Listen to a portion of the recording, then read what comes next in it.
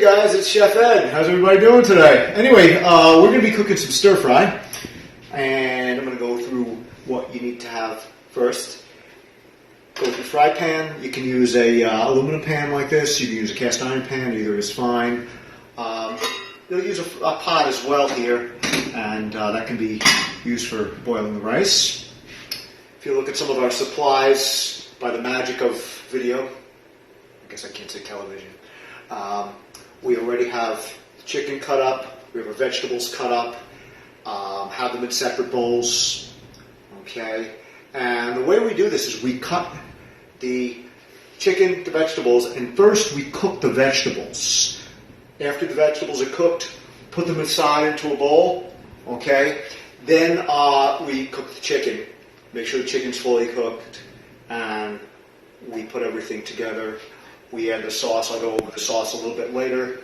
The main reason for this, I used to make stir fry a lot and just kind of make sure the meat was cooked and just throw everything into the pan.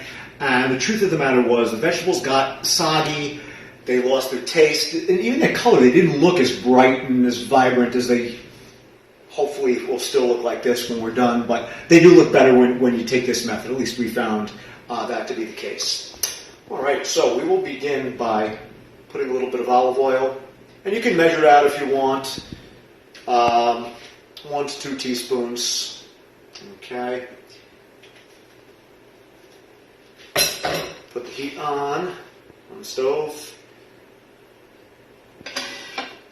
and just kind of, the oil becomes less viscous as it warms up. Those of you who know anything about cooking know that already. Sorry to not trying to make anybody sound like they don't know what they're talking about.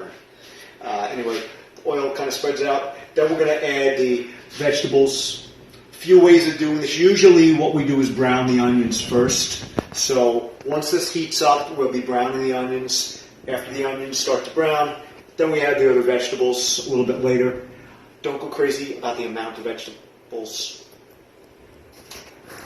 It's a very flexible recipe. You can kind of go any way you want with this. Once you cook our vegetables, the oil is heated up.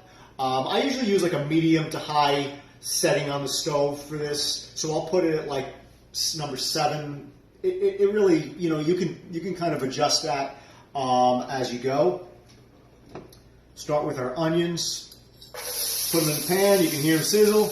Okay, brown them, and just personal taste. I don't like when onions get really brown.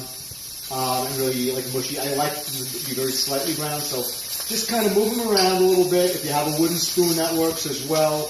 I actually prefer to use that.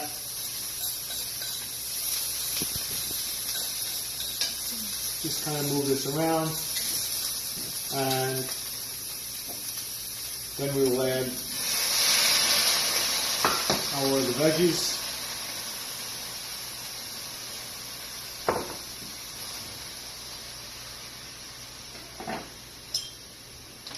And we don't have a wooden spoon, unfortunately. I don't know where the wooden spoon went, but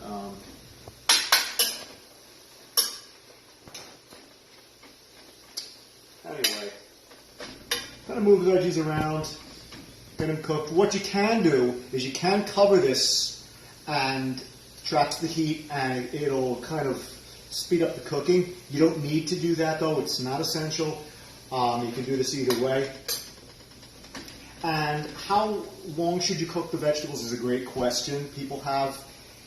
I think it's a personal choice. Some people want the vegetables really well cooked. Others want them almost raw. I would recommend getting the onions. Those are the ones you want to definitely get somewhat cooked. Again, I went through, I don't like them really well cooked. And the other veggies, like the peppers, you might want to get them sauteed, softened up a little bit. And same with the bok choy. And I wanted to mention also, it really doesn't matter what vegetables you use. You don't like bok choy, you don't like peppers, you don't like onions, you can choose the vegetables. Whatever you have in the house, okay? And the amount, some people prefer mostly vegetables, a little bit of meat. You could even do a vegetarian or vegan dish and skip the meat if you want. That's a great choice as well. So it's really open to your personal tastes. Okay. So our veggies appear to be cooked to just our liking. So what I'm going to do is carefully just take our pan. You can take a look right here, see what the veggies look like. I think they look wonderful. I'm kind of partial though. Put them in this bowl here. And we're just going to kind of let the vegetables hang out in this bowl as we cook the meat next. Try to scrape the pan as much as you can, clean everything out, because otherwise some things can kind of just start to burn as you're cooking the meat. It doesn't have to be perfect though. I recommend putting in a little more olive oil. Leave the temperature pretty consistent, you know, between medium and high. I go with a little more olive oil with the meat, maybe, 2 tablespoons. If I said teaspoons before, I'm not sure if I did. I meant tablespoons. My apologies. Get the oil all over the pan. And as far as the amount of meat, I'd say for 4 people, we're probably using between 1.5 pounds to 2 pounds of meat. Keep in mind when you're choosing how much meat to use, you have to account for, trimming off some parts that you might not want, things like that. Okay.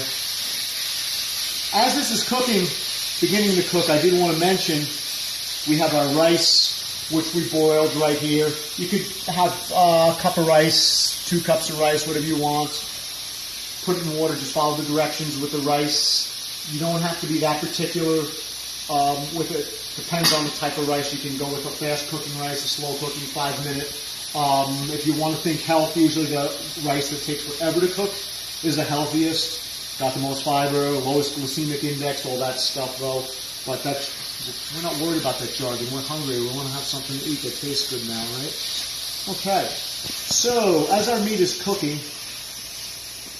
I'm just going to kind of move the meat around in the pan. I did want to mention about the sauce that you add. Some people prefer not to add any sauce to their stir fry. Others do, and you're going to find out what we're adding next.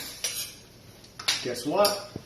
Our chicken is all cooked, and we're ready to add the sauce.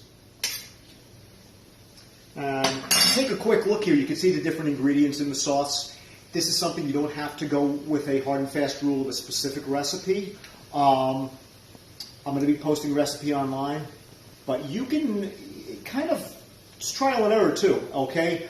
I love hot sauce, all right? My wife doesn't really like hot sauce, so we end up using a little less hot sauce in this house. These are the other ingredients though, the garlic. You can go with fresh garlic if you want. Okay, it's a honey sriracha sauce, it's called, by the way, if I didn't say that, which I don't think I did.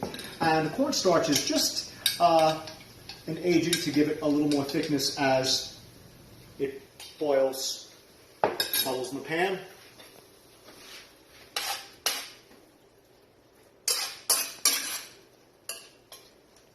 Do we have a wooden spoon? We do have a wooden spoon, don't we? Okay, yeah, I was going to say, if it bothers me, we don't. Because I don't like the spoon rubbing on the pan. This noise bothers me. I don't know. And mix up the chicken a little bit.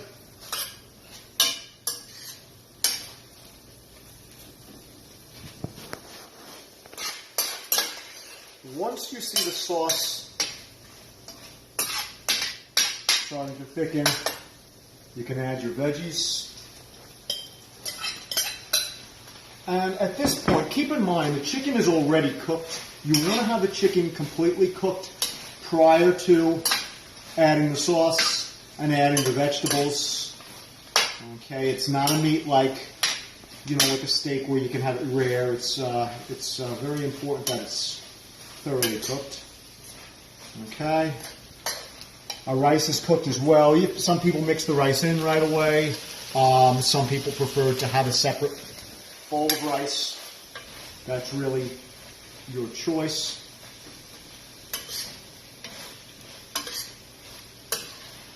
And again, if you want, you can substitute really anything in this recipe. I wouldn't recommend using fish. You can't even use shrimp. Fish will fall apart, but I made a stir fry like this the other night, a little more simple, with shrimp and, trying to think what I used. Onions and bok choy, actually. I didn't use peppers, and it came out great. So, Wishing you luck. If you have any questions, please just ask and enjoy.